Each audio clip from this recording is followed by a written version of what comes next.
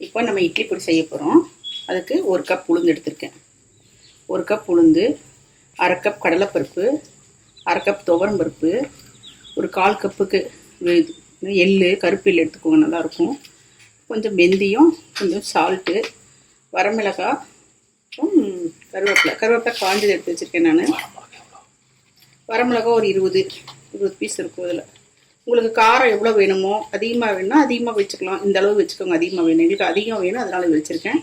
கம்மியாக வேணும், இன்னும் கம்மி பண்ணிக்கலாம். இப்போ நம்ம வந்து கடைச்சட்டி வச்சுட்டு உளுந்து பருப்பு ஃபஸ்ட்டு நல்லா ப்ரௌன் ஆக வரைக்கும் வறுக்கணும். நல்லா அப்படியே கலந்து விட்டுட்டே இருக்கணும். அப்படியே விட்டுட்டிங்கன்னா ஒரு பக்கம் பிளாக் ஆகிடும். இப்போ பாருங்கள், நல்லா ப்ரௌனாக வறுத்தாச்சு. எல்லாம் கரெக்டாக பொன்னிறமாக வரணும். அந்த மாதிரி நல்லா வறுத்துக்கணும். வறுத்துட்டு ஒரு தட்டில் கொட்டிடணும்.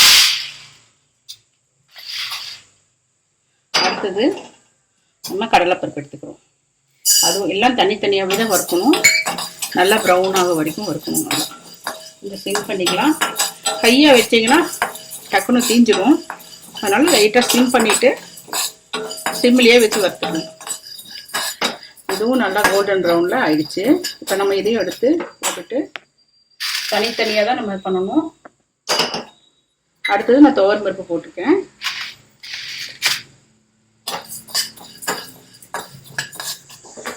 நல்லா பாருங்கள், இதுவும் கோல்டன் ப்ரௌன் ஆயிடுச்சு.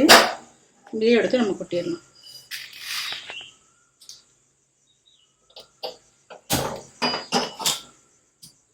இப்போ அடுத்தது நம்ம எள்ளு போட்டுக்கலாம். எள்ளு வந்து லைட்டாக பொரியுங்க, அது வரைக்கும் பொரியற வரைக்கும் விடணும். போட்டிருக்கு, எள்ளு லைட்டாக பொரியுது பாருங்கள், சவுண்டு வருது. இந்த மாதிரி பொரியணும். பொரிச்சதுக்கப்புறம் நம்ம எடுத்து அதில் போட்டுக்கலாம்.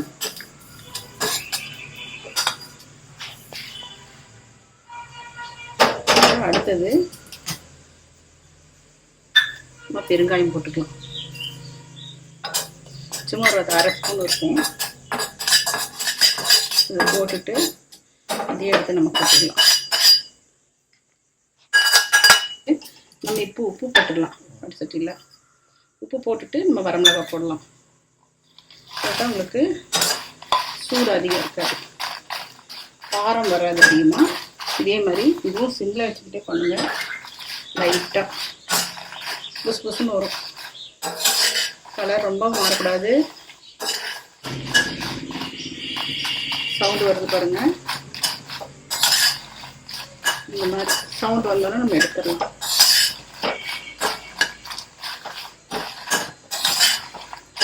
ஆறிச்சுன்னா நல்லா இதாகிடும். வச்சுட்டு கருவேப்பிலை வந்து சும்மா லைட்டாக நம்ம காஞ்ச கருவேப்பிலை நான் வச்சுருக்கேன். இதுக்கு இன்னொரு டைம் லைட்டாக சூடு பண்ணி போட்டுடலாம். அப்போ தான் மொறுமொறுன்னு இருக்கும். இப்போ ஏற்கனவே இருக்கிற சூட்டில் அப்படியே நல்லா மொறுமொறுன்னு ஆகிடும். ஆனதுக்கப்புறம் எடுத்து எல்லாம் ஒன்றா போட்டுட்டு நான் மிக்சியில் போட்டுட்டு அதுக்கப்புறம் உங்களுக்கு சொல்கிறேன். இப்போ பாருங்கள், எல்லாத்தையும் ஒன்றா மிக்ஸ் பண்ணியாச்சு, போட்டாச்சு, நல்லா ஆறிடுச்சு. இப்போ எடுத்து அரைக்க போகிறோம். இப்போ அரைச்சிட்டு உங்களுக்கு காமிக்கிறேன் நான்.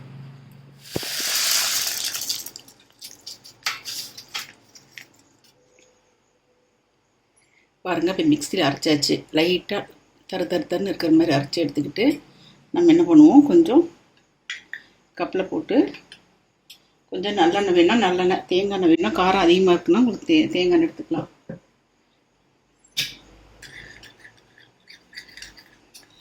கலந்துட்டு நம்ம இட்லி கீழே வச்சா சூப்பராக இருக்கும். சாப்பிட்டு பாருங்கள்.